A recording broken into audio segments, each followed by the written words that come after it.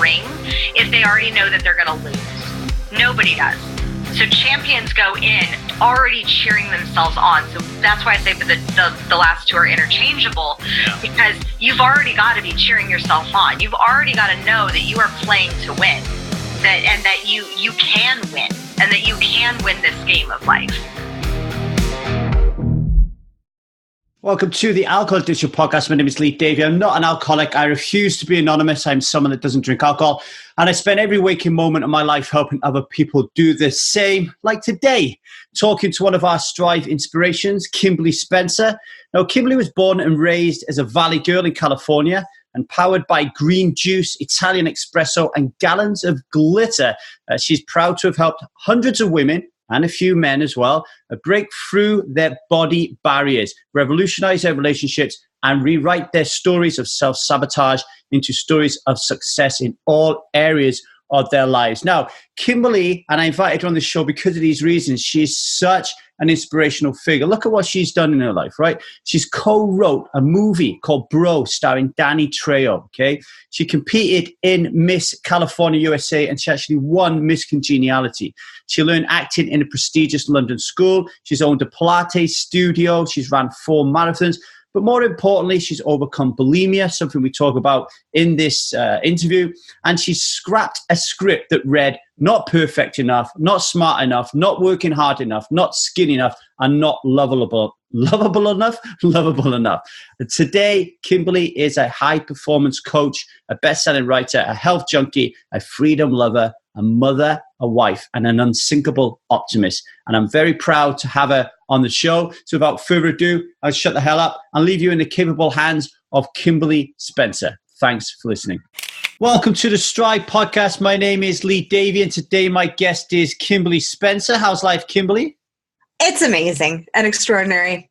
You have a wonderful energy about you. Where did that come from? Is that something that you had to work on and grow over time, or have you always been this kind of like aura of happiness and goodwill?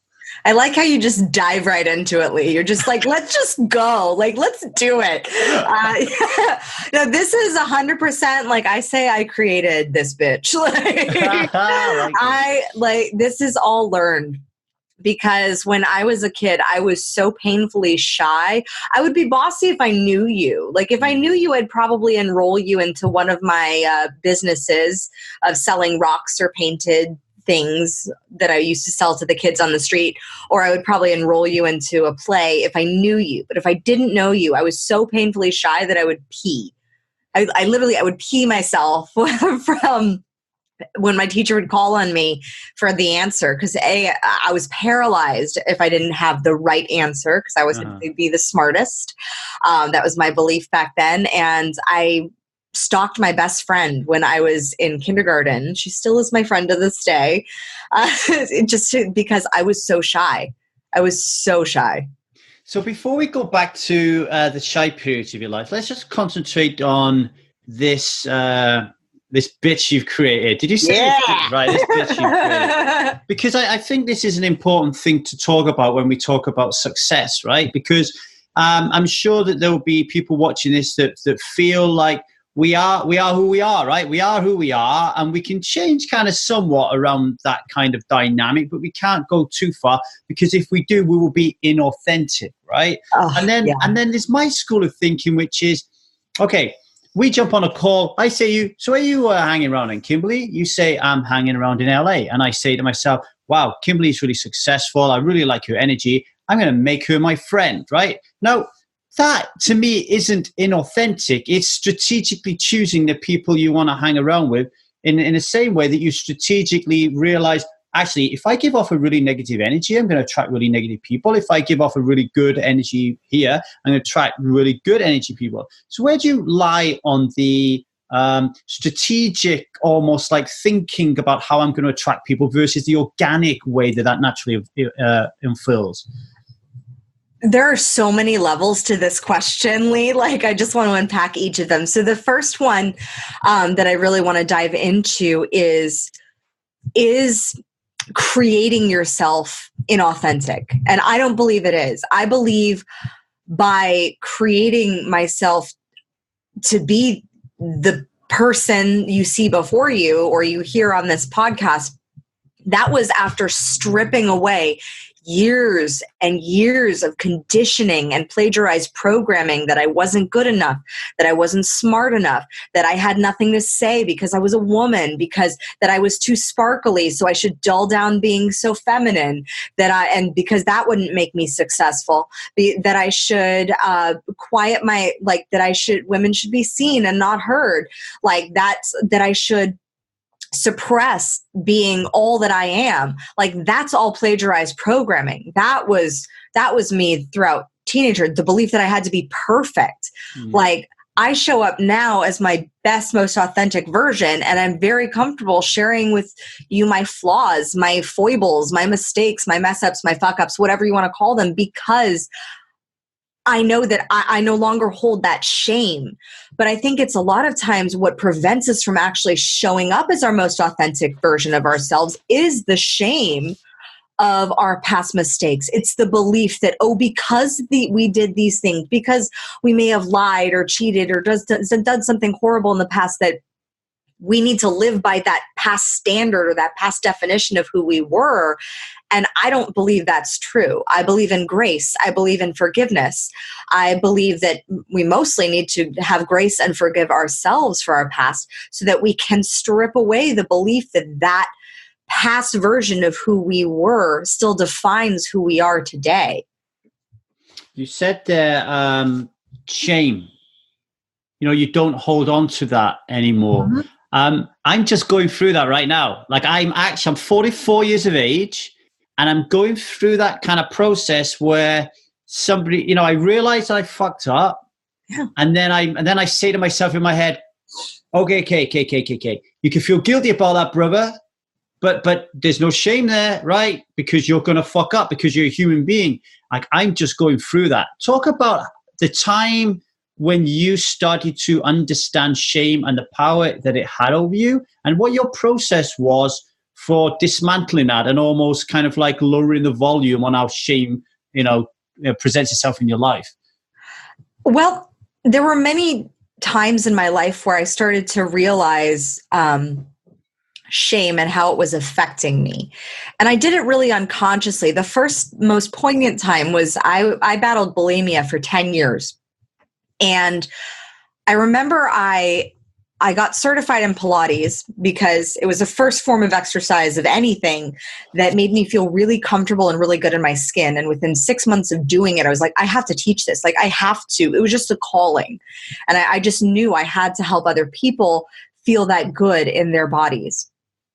And it was as I was teaching that I learned the power of congruence, because I was not being congruent in the first year or so of teaching because I was in this position of authority for health and fitness. And meanwhile, I was going to the bathroom and throwing up. And so there was a incongruence, one of those words. Yeah. There was an incongruence with my behavior. And it was when I started applying being more vulnerable about my own body image issues, about my own shame, about the things that I was going through just with my body. And by sharing that with my clients, it actually attracted more clients to want to work with me because I was not showing up as this perfect version of, like, I've always been into health and fitness. I was not. I was an exercise-induced asthmatic. Like, if I tried to run a mile when I was 17, I would have died. Like, I now run marathons. So talk about shifting identity, because that was a shift. I had to start thinking of myself as a healthy person. And thus my behavior had to start falling into alignment with health. And I knew that bulimia was not a behavior. It's a slow form of suicide. Like, it was not a behavior that was conducive to health. And so I allowed myself to follow my curiosity through being vulnerable about what I was going through and just sharing from that space, not sharing from the place that I was on a pedestal that I had to be perfect. Because when you're on a pedestal, even if you put yourself up there as the perfectionist version of yourself, you have some place to fall off of. If you're not on a pedestal, grounded, 2 feet on the floor, that's where you are. That's where you're okay, because you know that if you fall, you can easily pick yourself back up. I mean, you use the word incongruence there. You know, obviously there's going to be a lot of people watching this from my Strive community who dip in and out of having problems with drinking alcohol. And of course, they'll have that same incongruent feeling. Maybe it's like, you know, my kids are becoming a teenager and they're going to want to start drinking. There's a bit of incongruence there because I don't want them to drink, but I have a glass of wine with my meal type of thing. How did that manifest itself? Like, how did the cognitive dissonance turn from a little tip to a woodpecker slamming in the side of your temple that made you realize that you needed to do something about this bulimia if you was going to help people, or kind of like put health and wellness as a high value in terms of what you was doing? How did that kind of work out? One of the things was I had to realize that people are not their behaviors. I had to realize that I was not my behavior. And by seeing that, if I am not my behavior, if like the soul, the heart of who I am is not my behavior, then I can change. Because I grew up and I didn't realize that my whole growing up with an addict and an alcoholic allowed me to see that. And that's one of the benefits of why I'm so grateful for my upbringing, even though there were, bits of trauma and feeling unsafe growing up in an addict household. Like I saw my dad in his highest and best when he was sober, and I saw him at his worst when he was drinking. And it allowed me to have a very clear picture that people are not their behaviors. Like his behavior was drinking and alcohol. He could choose a different behavior. He could make the choice sometimes. And for me, when I was recovering from bulimia, I had to recognize that sometimes it came down to that moment between, as Viktor Frankl says, between stimulus and response, that I had the decision to choose not to throw up my food, not to go to the bathroom. And it was in that moment I would feel the immediate stimulus of like having that addictive urge. And then I would choose differently. Now, sometimes when I was in my recovery period, I wouldn't choose differently. I would immediately follow through with that stimulus and revert to past behavior. And I had to learn to be compassionate with those moments, to have grace, to have forgiveness, to say, okay, I made that choice then. What could be a better choice? Maybe choosing something different to eat so I didn't feel the compulsion. Maybe choosing a food that was less triggering for me. Maybe eating with different friends. Maybe not eating after I'd been out partying that night. Like maybe just looking at the circumstances that led to that massive choice, and then allowing myself to be compassionate and forgive that. Because that's the biggest thing that kept me stuck in bulimia for 10 years, was that I would immediately, between the age of 15 and probably 18, 19, I would feel judgment of like, oh, I fucked up again. Oh, there it is. There's the old screw up. Oh, there's the failure. And I would put all these labels and all these meanings onto the fact that I just had fallen into past programming, rather than just acknowledging that, oh, I'm not my behavior, but my behavior was how I was following that past conditioning, but I could choose something different. But I just had to retrain. I had to create a new habit. I had to create it so that the choice to not throw out my food was the more obvious choice, was then the more practiced choice, was then the choice where like, of course I'm not throwing out my food. I love my food. Like, and to now, that's why I don't say I'm like recovered from bulimia. I say I'm transformed, because the idea of vomiting is just like, I have no idea how I did it for 10 years, Lee. Like I have no idea, because I don't look back on that person and recognize her. She has behavior that I don't recognize, but I do just want to give her a really big hug. I like that. And stimulus and response is super important in addiction, because if you think about it, and you've had experience with your father, I've had experience with myself personally, you've had experience personally as well. Like if we can conquer the stimulus response, we can manage everything else, because we're not drinking, or we're not puking up, or we're not smoking, right? So how you've given us a little flavor of how you manage stimulus response, but let's get a little bit nitty gritty into it a little bit, if you don't mind. What was your process? So would you, for example, when you were stuck in the pain and suffering of being a bulimic, would you have a trigger? So you'd have a stimulus, and then your response would be to vomit. And then would you then think in hindsight and go, oh, right, I did that. I fucked up. How could that? What happened? Who was with me? What environment was I in? What time was I? How was I feeling emotion? Like, did you have like a system that you went through of kind of like trial and error? Like, oh, I have to tweak something. Oh, there I go again. I'm stimulus and I have to puke. How did you widen? Because it works like this, doesn't it? Like if anyone's not watching this video, it's like you've got an elastic band around your waist tied to a wall. So you're pulling away from a trigger, and it's great. Boom. But how did you keep widening it? What did you do? I was very much my own guinea pig. I mean, and I don't recommend it for everybody. Like, I do recommend if you are struggling with addiction or mental health issues, like to go seek help. My family was not of that thought process. And so I very much knew that I needed to change, and I didn't really know how, but I started following my curiosity and allowing myself to be my own guinea pig and allowing myself to almost be an anthropologist of my own behavior. Because an anthropologist isn't studying humans with judgment. And normally when we're in our situation, when we're kind of in our own shit, like that's what we start to judge those when I chose the wrong response. It's not necessarily the wrong response. It was just a response that was conditioned. Oh, I chose that response. Okay. So instead of judging it, I looked at it with the question, the very specific question, isn't that interesting? Isn't that interesting? Immediately, that one question brings so much self-awareness because you're not placing judgment on it. You're just allowing yourself to be aware of, okay, that's interesting. I looked at it with curiosity rather than through the eyes of judgment. And it was through that almost omniscient sort of perspective of looking at it as somebody else looking at, the subject of Kimberly, back then I was Mackenzie, in her own life of like, oh, that's interesting that I responded that way. What was I wearing? What was I doing? Who was I surrounding myself with? Who was I in a relationship with?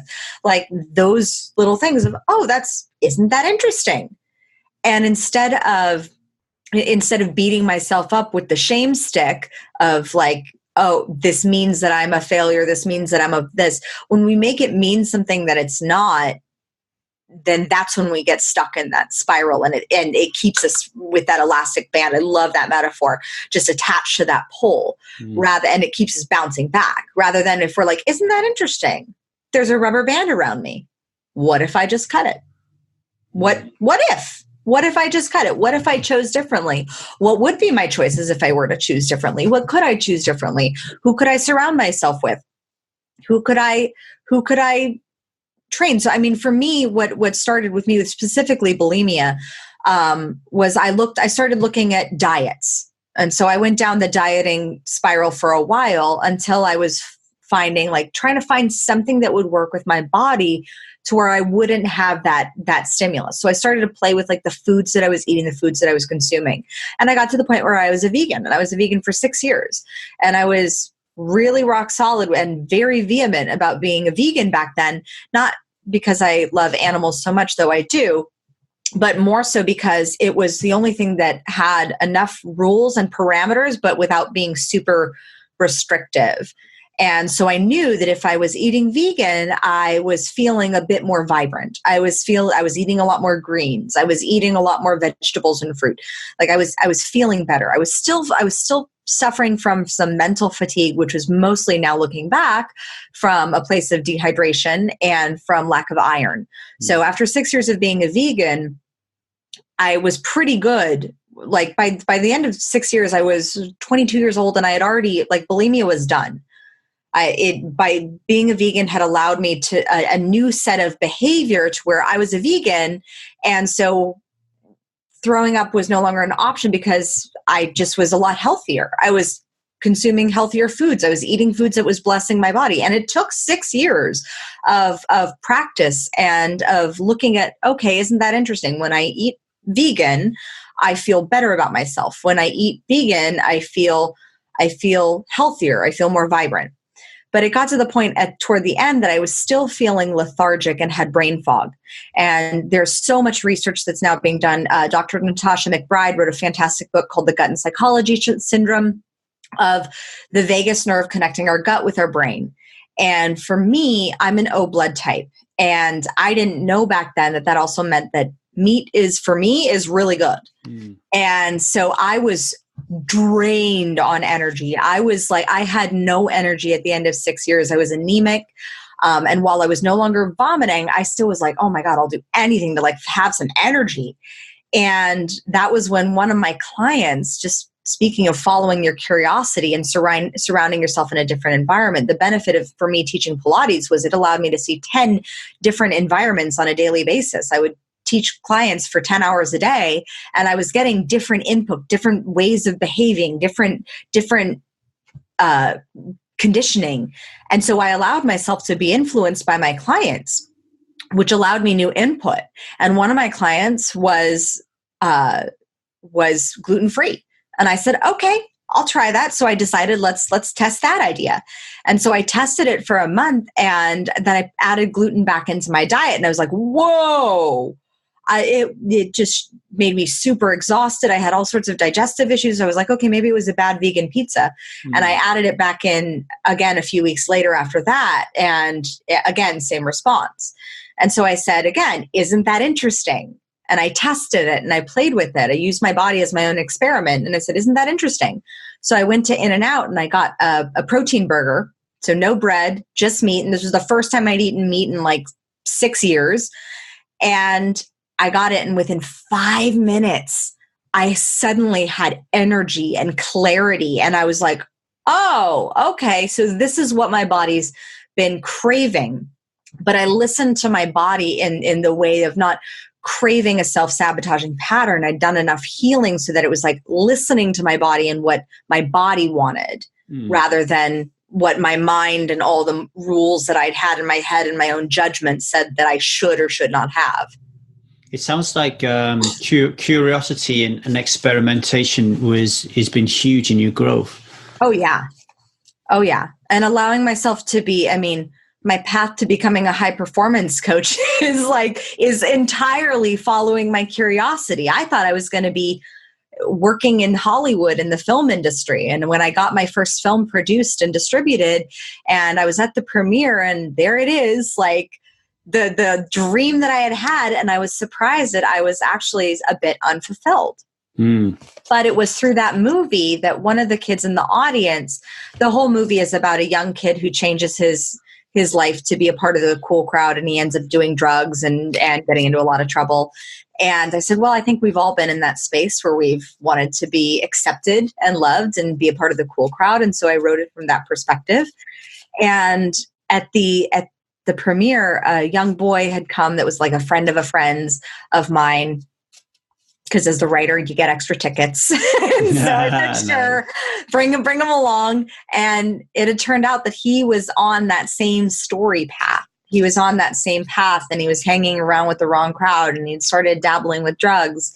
And he changed his life around because of seeing the film, which just is a testament to the power of story. Yeah, yeah. And for me, that was like, that's what I want to do. Like, I want to change people's lives.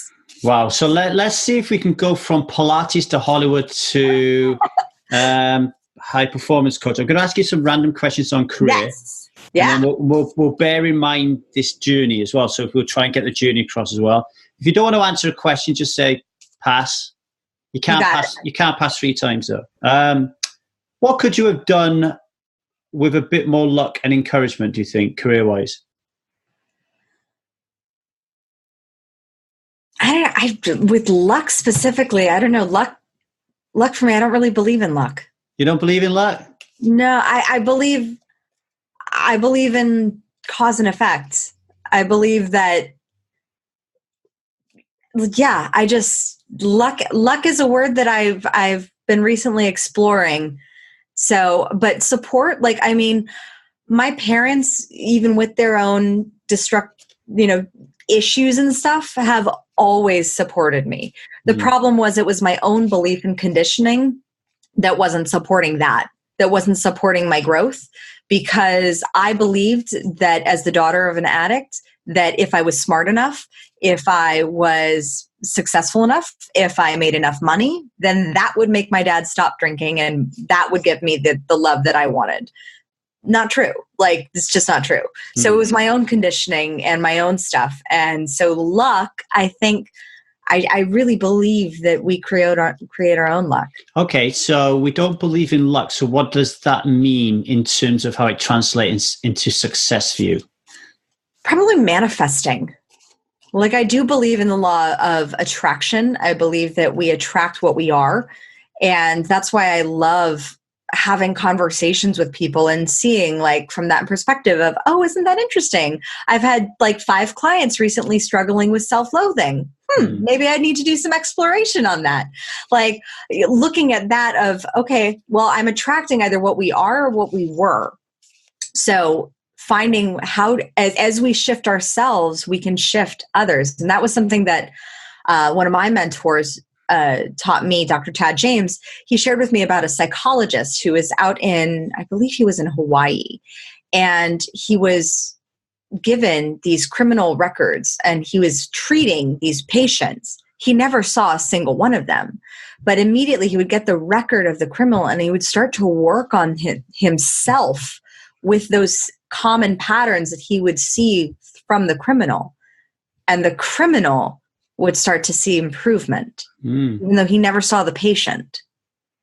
So, I mean, it's an interesting story, again, hearsay, from my mentor. And I think there was another reference. I think Joe Vitale referenced that. But I believe that we're all interconnected.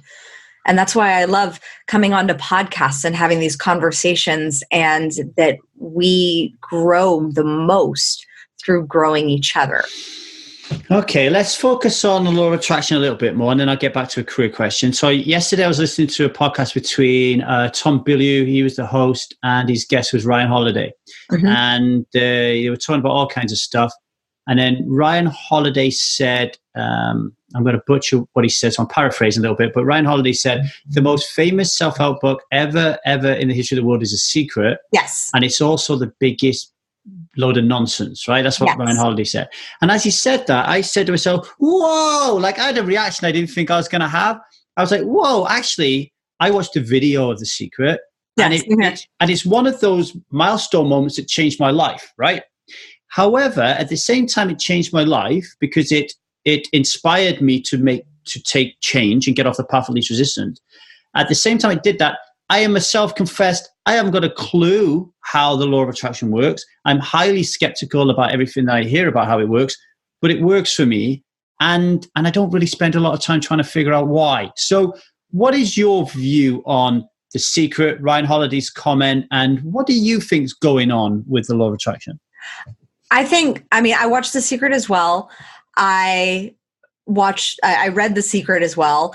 And I think The Secret missed one thing, which is why it is, I could agree with Ryan Holiday was saying it's the biggest load of BS, but at the same time, it's 100% like the best book that's been written because it's been so widely accepted. The problem that The Secret missed was that the law of attraction is great. There's a key piece in the word attraction. And I'm a linguistic nerd, having been a screenwriter and just now doing what I do as an NLP coach and high performance coach. Attraction, action, attract action. You got to attract action. You have to take aligned action with what you want to attract. So, I mean, for you, perhaps why The Secret works for you is that you took those action steps. Many people see The Secret and they're like, oh, I'll just buy a lottery ticket. Like then I will just will it to happen. Well, that's all well and good, but is one lottery ticket enough? Like, is that enough? Like, given the odds of the lottery, probably buying more like 1,000 would be more appropriate. But would that be actually the best way to manifest that amount of money that you want to come into your life? Like, I like to ask the question of my clients, who do you want to be? Who is that person that has, does, and is that thing that you want to attract? Because where you are now, the identity of who you are now has gotten you to where you are, and it's gotten you this far. And for some of you, that's great. And for some of you, you want to change that. Like I knew I wanted to change the identity of who I was 3 years ago when I was complaining and blaming everyone and in this spiral of being really bitter because I had been bought out of my e-commerce company prior to that. And I was very bitter about that. But that person was attracting more bitterness, more complainers, more people who blamed everyone, their mother, the government, the economy for their problems. And that's who I was surrounding myself with. That's who I was attracting into my world. Now, as I've shifted my mindset and as I've shifted how I be, the actions have shifted as well. And it's also shifted the people who I attract into my world. So you attract very much what you are and who you be. It's not necessarily what you do. There was a yogi quote that I'm going to paraphrase. But if you listen to this, paraphrase means butcher. I'm going to paraphrase. It was that I just heard at a Transcendental Meditation Leadership Conference that was be, then do. Be, then do. So it's about getting to that state of being. And who is that person that you be? What is that being that's underneath your thoughts? It's underneath the feelings. It's underneath the behavior even. That version of you, that version of who you be, that is who I truly believe is that, to circle back to your first question, like the most authentic version of who you are. That version beyond the thoughts, beyond the feelings, beyond the behavior. That I am, that's why I say I am is the most powerful words you will ever utter. And everything that precedes that is absolutely true. That's so funny you said being and doing, because that's another thing that's on my radar right now. So, I keep upsetting my wife all the time. So I'm trying to grow. No, I'm not trying. I'm growing and evolving all the time. I'm working really, really hard at being a better husband, right?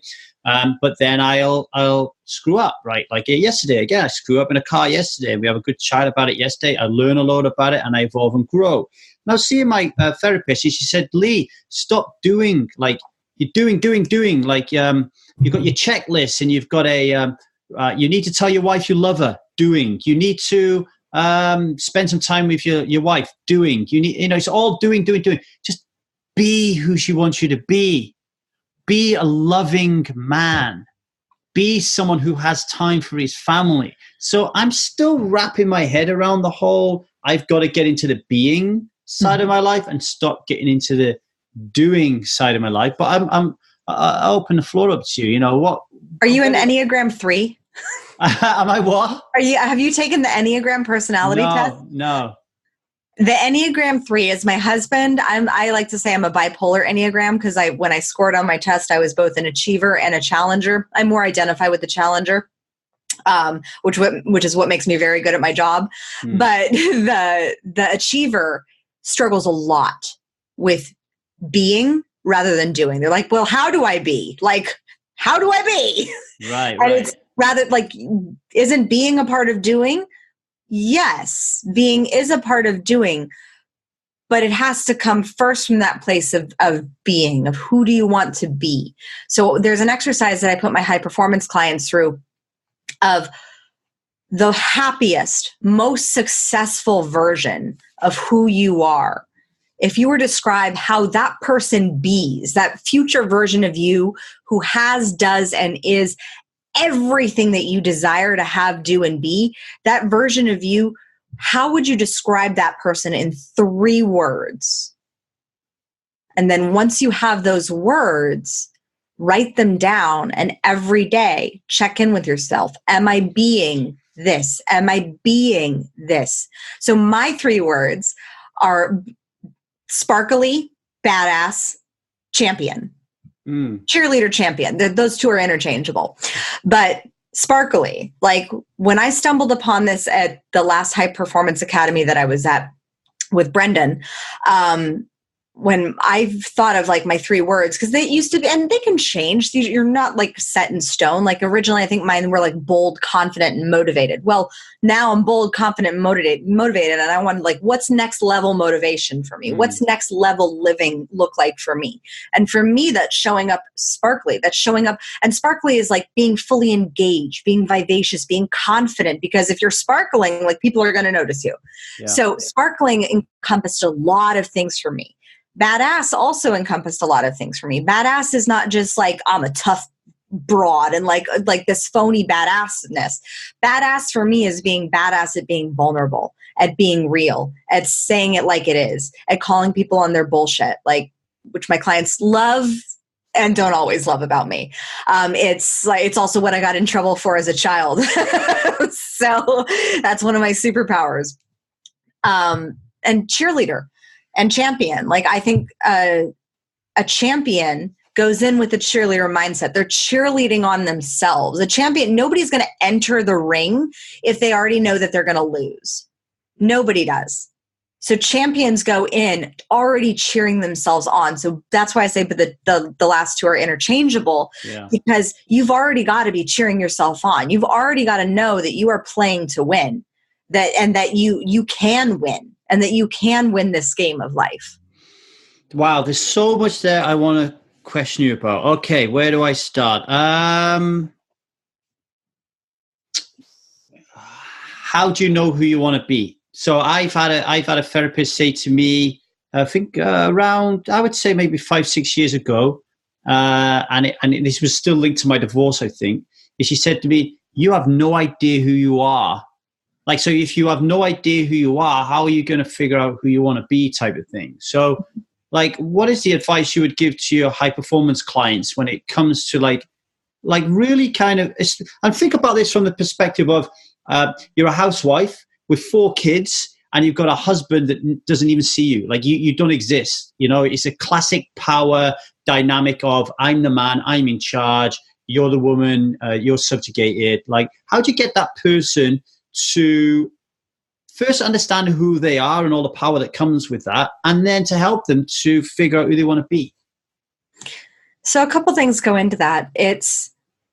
Sometimes it's distance, sometimes it's proximity. So who are you surrounding yourself with? Who's challenging you? Who's challenging you on how you be, not just what you do?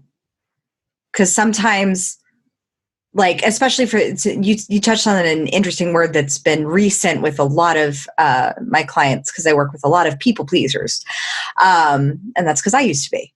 And the people pleasing comes from this fear of being rejected of who you really are, and the concept of like, what is rejection?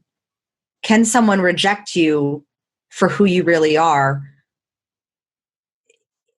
I think I'll share with you a story that will really highlight this.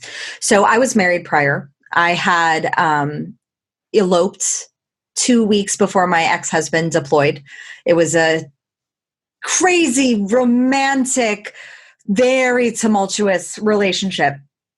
And about 6 months into his deployment, I had had enough space and enough distance to recognize, okay, I'm not really liking who I'm being in this relationship. Mm-hmm. I'm being like fighty. I'm being defensive. I'm being like, I felt like I was cutting off pieces of me. And so I told him, this was back when I was like 22, 23. I told him, I said, I remember a moment, and I remember exactly where I was standing. I was standing in my apartment next to my bed, and I was on the phone with him, and he was in like Dubai or Bahrain or someplace like on the other side of the world. Yeah. And I said, man, I miss acting. I miss writing. Like my film had, at that point, it was in post-production.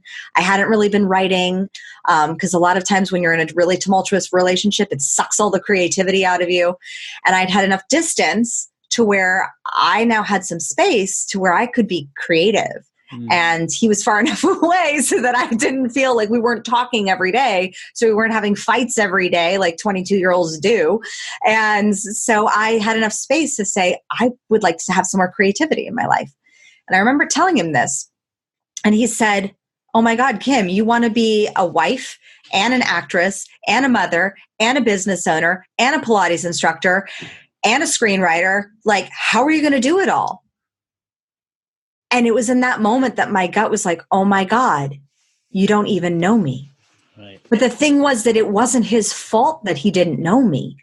I had hid my ambition from him because I was scared that if I showed him all of that ambition, all of the drive that I had, that it would drive him away. I had hid my candor from him because I was scared that if I was too upfront, if I was too vociferous with what I wanted, that he would run away and reject me. You were people pleasing. Totally people pleasing. And it was in that moment that I realized, like, he doesn't even know me, and it was nobody else's fault but my own, because I had tried to put myself into this box, to cut off pieces of myself and hide them away so that I could fit into this mold of what he wanted for his wife, which was not who I was, which is not who I am at my core. And I'm so grateful for that relationship because it allowed me to show up when I met my forever husband, Spike. When I met him, I was like... My forever husband. I love it. I hate the term second husband. So I was just like, I'm changing that. Like, you're my forever husband. I've already planned to get married to him again. I like him so much. Yeah, so cool. I said, when I met him, I just showed up as being so authentic, so fully me. I told him I didn't like 80s music, and he was like, that was almost a deal breaker.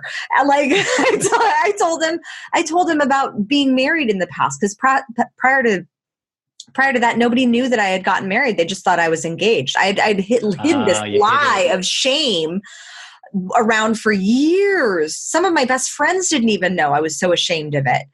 But I told him because I just, at that time, I was 24 years old, and I was like, I am done cutting off pieces of versions of me and delivering my representative instead of who I am. Because so often in our relationships, we'll bring our representative to the table. And sometimes this happens for 6 months. Sometimes this happens for decades. Sometimes, and that's when, the kids leave the nest and suddenly you're faced with two people who don't know each other anymore. And it's because your representatives have been having nightly meetings instead of actually showing up as fully authentically who you are.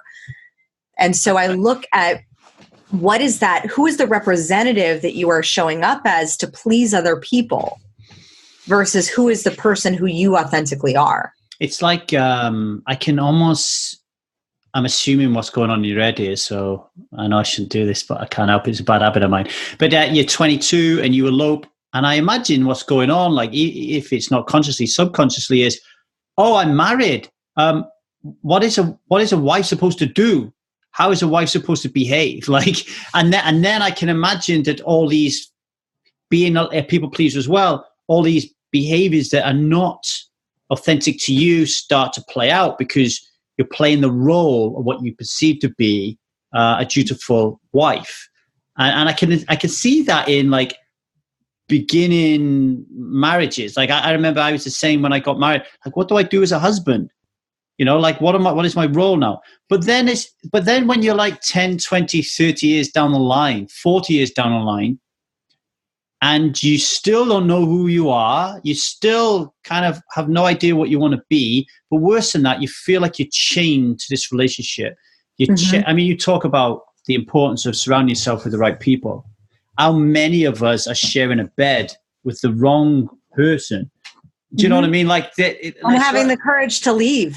Right. I mean, that was the hardest decision that I ever made, was having the courage to leave, of saying, because marriage for me, like, that was a big freaking deal. I went into that like not expecting to do it again. And that was challenging for me to say, okay, this perception of, well, I don't want to be a divorcee, or I don't want to be, that's why I hid it. Like, I didn't tell anybody. Yeah. But I didn't want to be this divorcee. I didn't want to be on my second marriage. Like that just screamed failure to the perfectionist version of me. Whereas now, like I look at it and I'm like, I'm so grateful that I was, and I'm so grateful for that experience.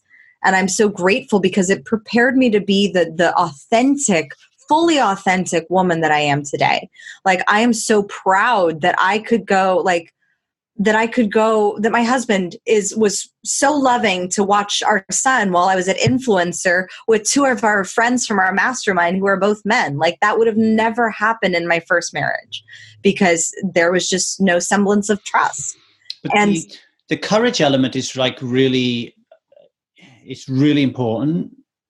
But what about the process? I'm always going into it. Like, what about the process of getting rid of this guy, right? Like, so is it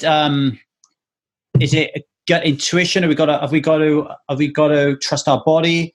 I mean, for me, I totally believe your body is a representation of your unconscious mind. There are so many, the work of Dr. Sarno is profound. He was one of the doctors who wrote Healing Back Pain, and he is the only doctor who was I believe he was a spine surgeon, but a back doctor, to have a 96% cure rate with healing back pain and with his patients. Like phenomenal work. Yeah. And our bodies store these negative emotions. Our bodies tell us secrets, and it'll let us know.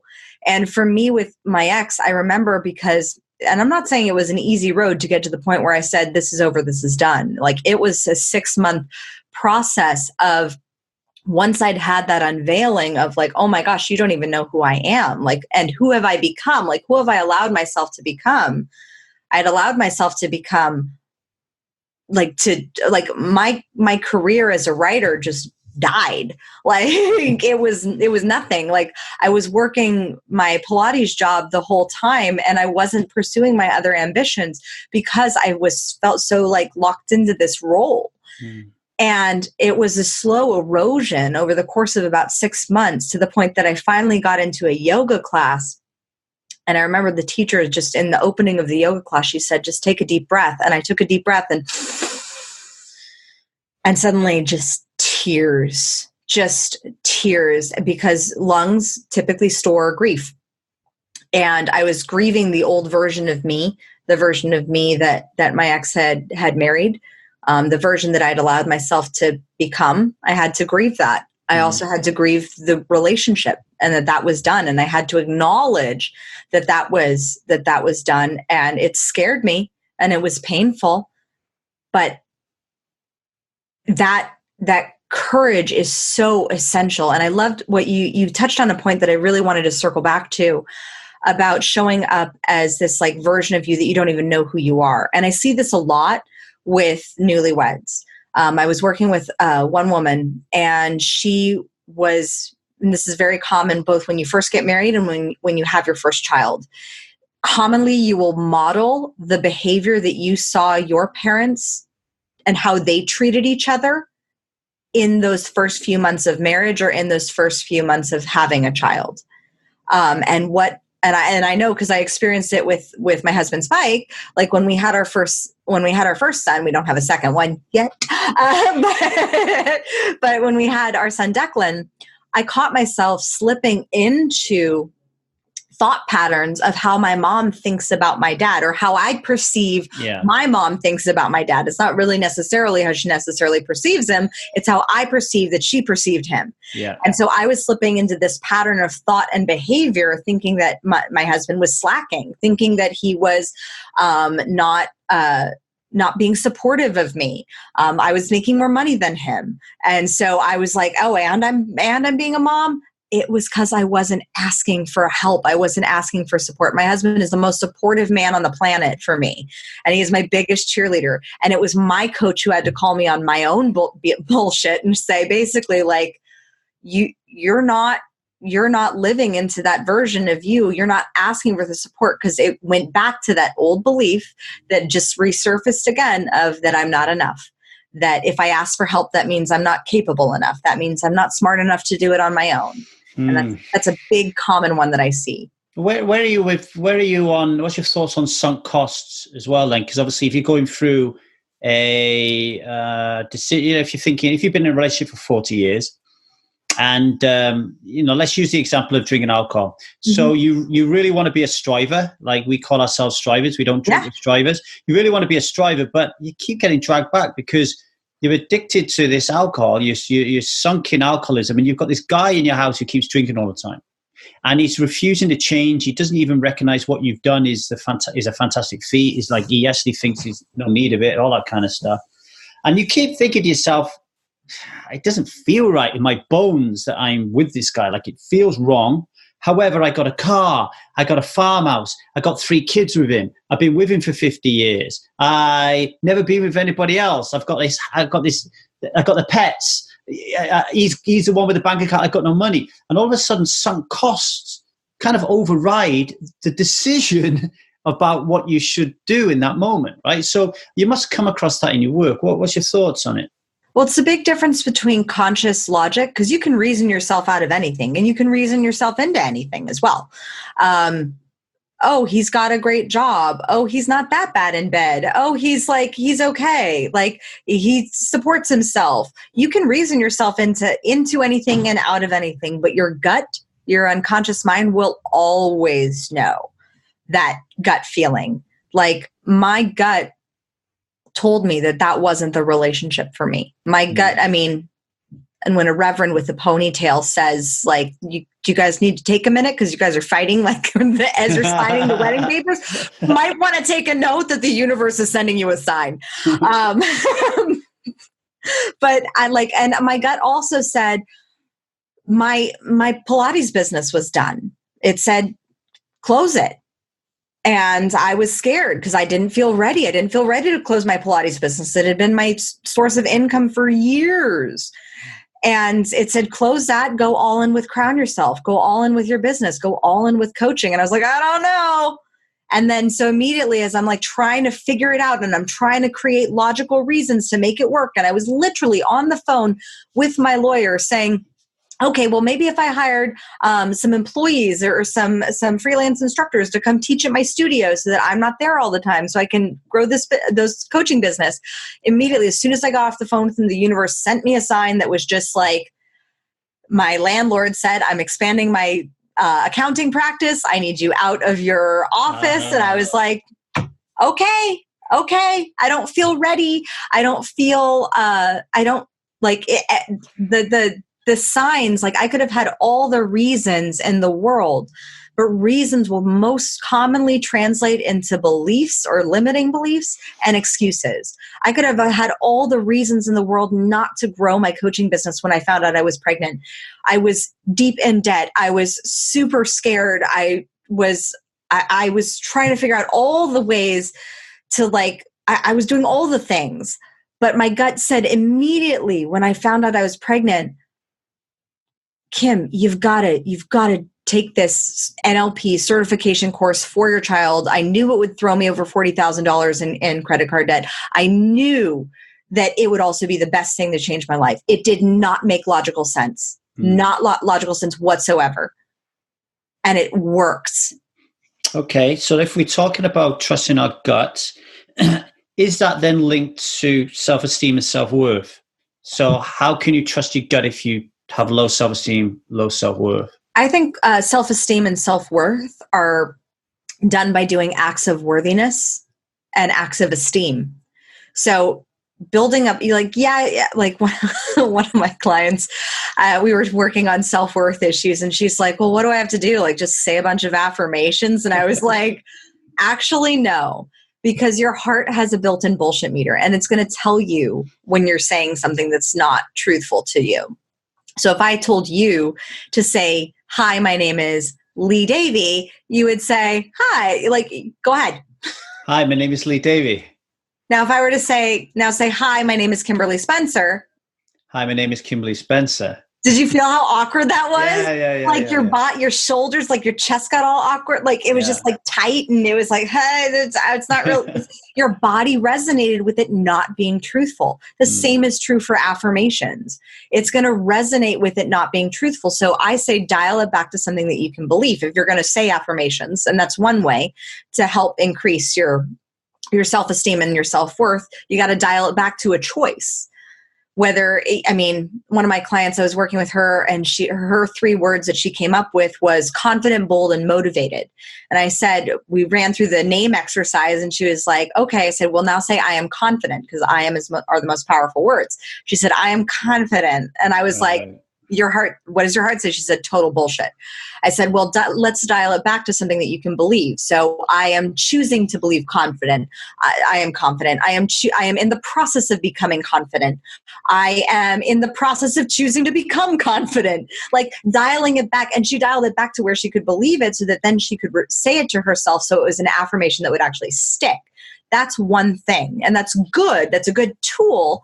But it does also come down to doing acts of worth, which are in alignment with your purpose, which acts of worth are generally the courageous acts that are in alignment with your soul and like higher consciousness. Okay, let's go back to purpose in a second. I wanted to talk about bullshit a little bit more. You said that calling people out on your bullshit is a superpower. Yes. Okay, this week, a really beloved member of our Strive family drank alcohol. So he's coming up to a year of not drinking, fucking flying like a real leader. Goes on holiday with his wife, and then his wife gets all upset and says, why are we never ever going to be able to have a glass of wine together? Like, it really saddens me. And then so he had a glass of wine to not sadden his wife. And then that led to a bottle at another time. And then he nailed it. Then he was like, right, I don't do this anymore, right? Like I fucked up. It doesn't feel right.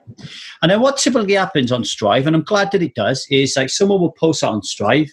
And first of all, you've got to acknowledge what bravery and courage that is, right? Yes, huge. So people come on, like his peers then come on and they acknowledge that bravery and that courage, and they provide a ton of empathy and support, because we've all been there, right? So then it's my turn. So I come on and I'm like, I'm going to go type. And there's 2 things going on, Kimberley. There's the script in my head that I know verbatim. There's like kind of like, right, I have to provide empathy for this guy right now. I need to show up for this guy right now. I need to have support for this guy right now. That's one kind of a voice that's going on. But the bigger voice that was going on in my head was, man, I'm so fucking disappointed that he drank. I'm so annoyed at him that he drank. I'm so annoyed at his wife for fucking setting a trap for him. I'm so annoyed at myself for not preparing himself ready for this. And then I kept saying to myself, but you can't say that. And then I just flipped on the video and I said, Phil, like boundaries. I'm so disappointed right now. And then I just tried my best to mix empathy, support, to show the guy that I loved him, that I'm there for him, that when I go back to the UK, that I'm going to go to London to see him and give him a big hug. Like, all that was authentic, but I also felt I needed to be authentic and say, I feel like a bit like let down. I feel a bit disappointed that this happened, right? And I felt really uncomfortable doing that. But I felt it was super important. And I think that aligns with a little bit of calling out bullshit. And I feel that will help him. And I hope that he sees that will help him. Where do you lie on this in terms of you called it a superpower, like a life skill? Like, is this something that we should be incorporating, or does it need to be a specific type of person that incorporates it? Oh, I think we can all incorporate it. I just think there's different pieces of it. Because what you said with your story, which I so acknowledge you for sharing that, and to the member of your community who did have a slip and who fell, like, it is a challenge when you are in the recovery process, and when you still catch yourself slipping into those old behaviors or those old desires to people please, and in doing so create greater pain. there's a balance. There's a fine line between challenging someone on their behavior and then passing your own judgment. And I think sometimes, because what you said, Lee, was super important. You said, I feel like I've not led him properly. Like you said, I feel like I've, let him down in some way. And that's something that is your feeling. Nobody can argue with how you're feeling. He's also probably feeling very, very bad about himself, because nobody else will beat themselves up harder than a high achiever who is self-aware and working towards something. Maybe it's sobriety, maybe it's recovering from an eating disorder. Like, they will beat themselves up so good.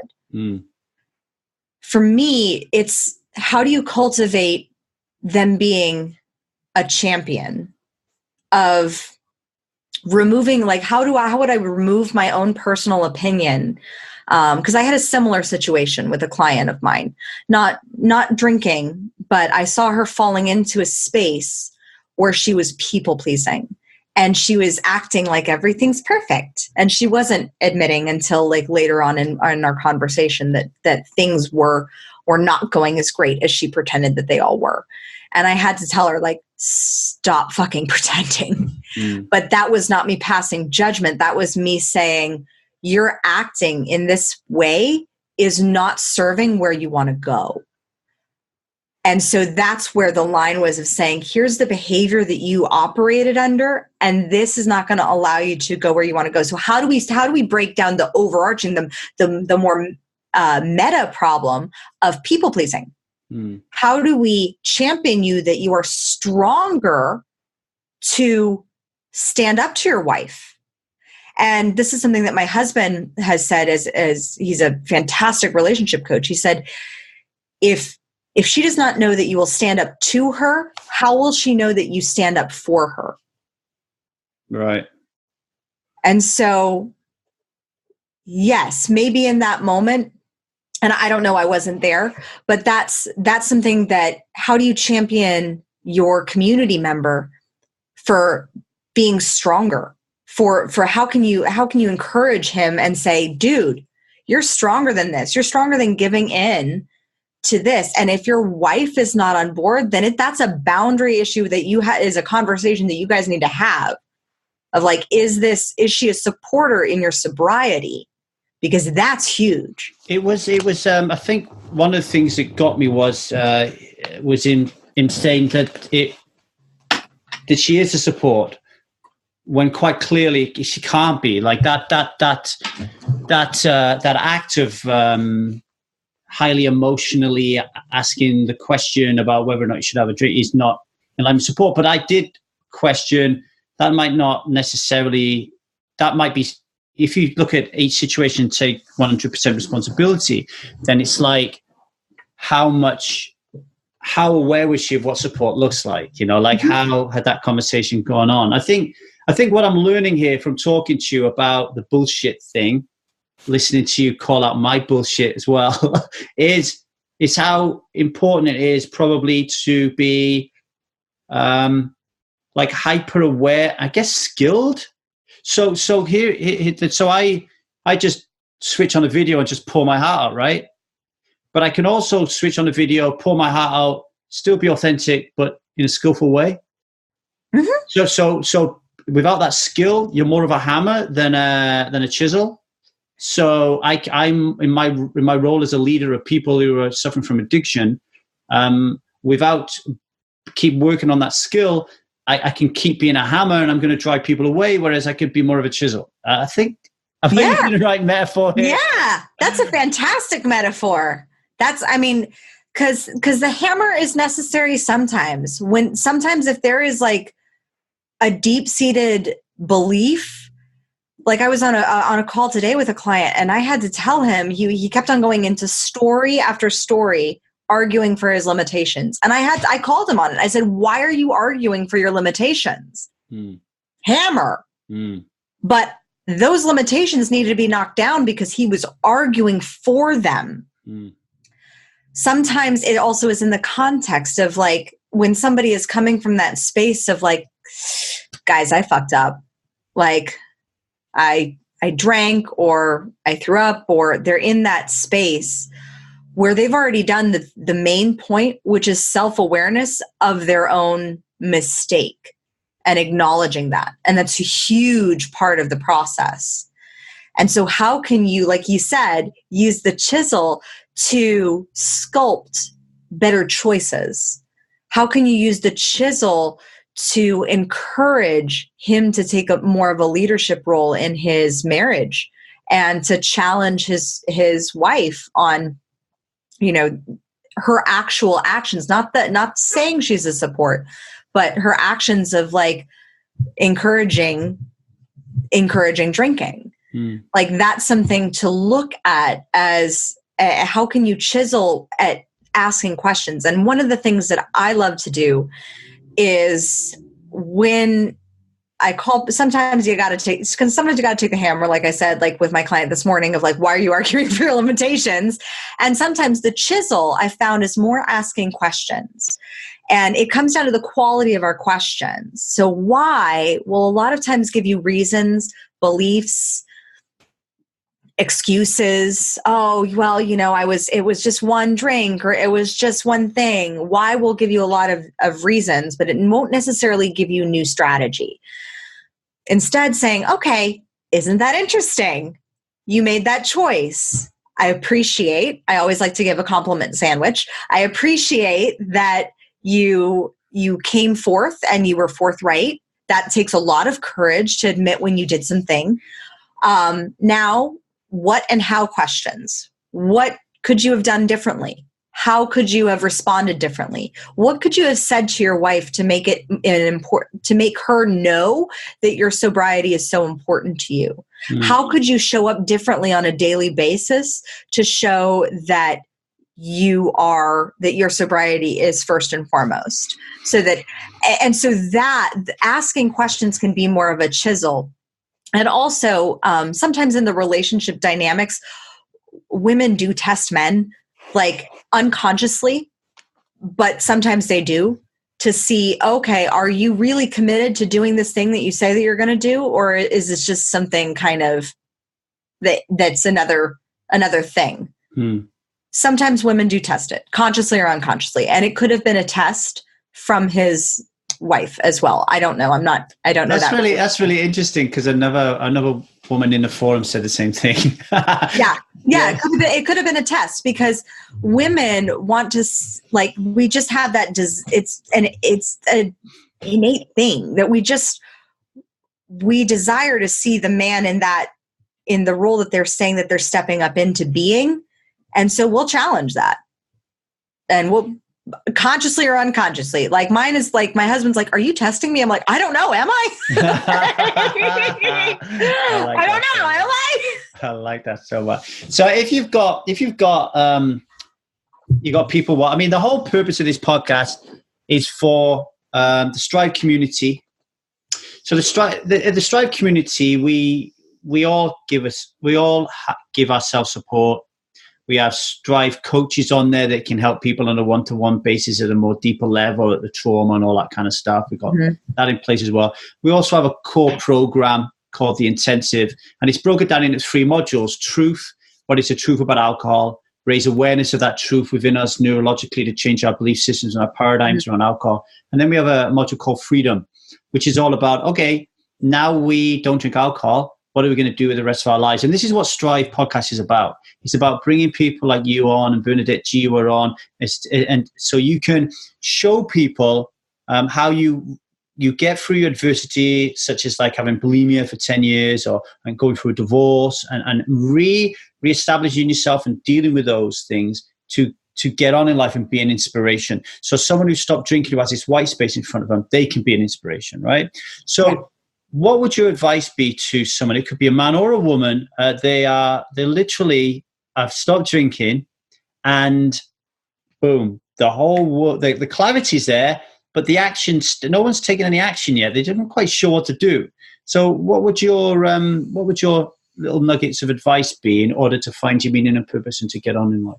There's a fantastic universal law, to circle it back to universal laws like the law of attraction. There's one that's my favorite one, that's actually the law of the vacuum.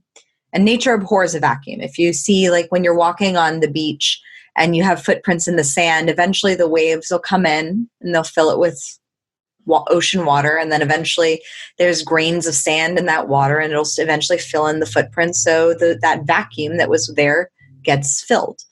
Now we can consciously choose what fills our vacuums, or we can unconsciously choose our vacuums and have them chosen for us.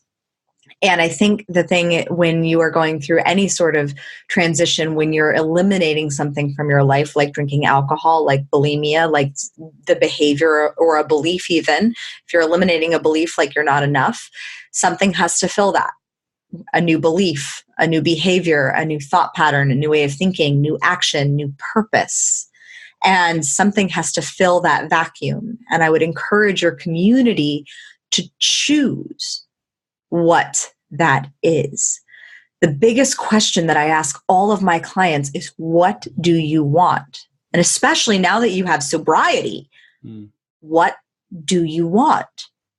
What is it that you want? Most people are so focused on what they don't want. I don't want to drink again. I don't want to fuck up. I don't want to go to the bathroom and throw up again. But our unconscious mind does not process negatives. So what do you want? Like in a dream world, if you could have anything, if you could be, do, and have anything that you desire, including $1 million or $2 million, whatever that number is for you, whatever it is, what do you want? I always encourage this exercise to literally sit with yourself for 1 hour. And I dare you to journal about everything that you want. What do you want for your dream relationship? What do you want for your career or for your business? What do you want for your community? What do you want for your impact on the world? What do you want for your body? How do you want your body to feel on a daily basis? Journal it out and focus only on what it is that you want. And then once you look at that, once you can review it, once you've gone through that, and once you've digested all of that through your body and onto paper, then take a moment to say, okay, the person who has, does, and is this, the person who has the house and the kids and the job and the business and the body, the person who has all of this, what are 3 habits, 3 daily habits? What are 3 things that person does on a daily basis? So the first time I did this exercise was right after I gave birth to my son. And I'd spent the past 6 weeks on a couch in a nursing bra and Depends, building my business, building all my marketing funnels, sitting on my computer with my son on my lap, not showering a lot. And I thought, okay, I'm going to do this exercise. And I did it. And I poured my heart and soul into like the vision that I had for my relationship, the vision that I had for me as a mom, the vision that I had for my business, the vision that I had for our community impact, the vision that I have for my nonprofit, the vision I have for all of that. And then I broke it down into 3 tactile habits. And what were the 3 ones that were back then? Showers every day, puts on makeup, gets dressed. Pretty freaking simple. But back then, that's not the person who I was. I was sitting on the couch with a baby spitting up on my chest and a nursing bra and Depends and sweats, like not sexy, but just like I had to learn how to become that person. And those 3 habits I started practicing, and suddenly I started feeling better. Because we attract what we are, and feeling, the unconscious mind is the domain of feeling. We're energetic, electrical beings. Feeling is electric. It's not electric. Feeling is magnetic. It magnetizes. So when you get into that state, and it's in woo-woo, in the more woo-woo world, it's called becoming high vibe. But like it's getting into that feeling of what does it feel like? What does success, not for me, not for anybody else, but for you? What does feeling like a success feel like for you? For me, it was being showered, being freshly cleaned with a little bit of makeup, a little effort, and putting on a dress. I like Not that. super hard, but fill that vacuum, fill that space with what you want, rather than focusing on what it is that you don't. Which circles right back to the law of action. Action. You got to take the action of what you want. Otherwise, it'll just come out. All right. Lastly, you talked about feeling. How does being Kimberley Spencer make you feel? I love it. It makes me feel like a sparkly, badass champion. Thank you very much for being a guest on the Strive podcast. And I just want to honor you for the work that you do. Like just weaving through the line in Influencer where we met and just starting a conversation with my wife and then asking me questions like, what do I do? And then taking my number and then getting back in touch with me with email with like various options for guests. I mean, that shows a heart of someone who is really, it's really a wonderful person. So keep being a badass, sparkly cheerleader champion. I really appreciate it. Thank you, Lee. I appreciate you so much, and I really appreciate you. And that practice of going up to people that I didn't know is a practice. It still is a practice. My mom taught me that when I was 6 years old, and she said, Kim, just go up to 10 people today and say hi with their name. And I did it. And it was so scary. Yeah. And then 20 years later, I told her, I said, Mom, that thing that you told me in first grade, you remember when you told me to go up to 10 people and say hi to them with their name? I said, that changed me. She goes, oh, that actually worked? I was expecting to say, and you fucking did, you crazy woman. I was only joking. But she's like, I didn't know what to say, but I just suggested that. And I said, I still practice that to this day. And it was very inspirational because I was just sat there not kind of doing that in my own shell. So I've decided I've got to get out of my shell and do more of that myself. So thank you. You can take my mom's advice and go up to 10 people every day and say hi with their name. I will. Thank you very much for joining us, Kimberley. I hope you have a wonderful day. Thank you. You too, Lee. If you want to be someone that doesn't drink alcohol, a striver, then listening to podcasts of this nature is an integral part of your journey. But you need to do more. Firstly, you need a support network, a group of people who see you, they hear you, and they allow you the space to feel like you can be who you really are. We have that support network at Strive, and you can join for £40 a month with a full money-back guarantee for life. Yes, ladies and gentlemen, I don't care how long you spend with us. If you think that it was all a waste of time, I'll give you all your money back, okay? Next, you need a more positive philosophy and belief system that encompasses a better view of alcohol and alcoholism. Currently, you think that alcohol is normal and pleasurable. We need to change that belief system in order for you to become a striver and never desire to drink alcohol. And we provide that philosophy and belief system change in our 2-month intensive. Now, the intensive is free. It's part of your Strive subscription. And as a part of that subscription, you also get for free online training courses and workshops, individual one-to-one sessions with a full array of Strive coaches who specialize in topics such as grief and trauma and cognitive behavioral therapy. We also have a group of Strive ambassadors, people like you who came to Strive struggling with addiction and who have got through the other end and are now strivers, and they give back in their little teams, helping people in a more intimate setting. So you always feel like somebody's got your back here. We've got our Strive ambassadors, and you too could also be a Strive ambassador if you stay with us long enough, you do the intensive, and you show us that you have what it takes to be a striver. If you want to join Strive, then head over to www.thetruthaboutalcohol.co.uk and sign up. If you don't want to sign up, but you do want to help support, keep this podcast ad-free or support the work we do because you're a long-time listener, then head over to the same website. You'll find a page there where you can support us, and you can pay different amounts of money, like the cost of a latte or whatever, to help support the podcast. I'd be really appreciative if you did that. And in return, I'll give you access to podcast episodes that you're not going to find anywhere else in the public forum, and also my private blog posts. Lastly, if you do think that this work is valuable, and it really is, alcohol is killing 3.3 million people a year, then please tell somebody about it. Tell somebody one-to-one to come and listen to what we're doing here, or go to Strive, or check out our website, or rate and review the podcast. Leave a good rating, good review, and that will help shift us further up the podcast hierarchy and expose our work to more people. In the meantime, thanks for listening, and strive on.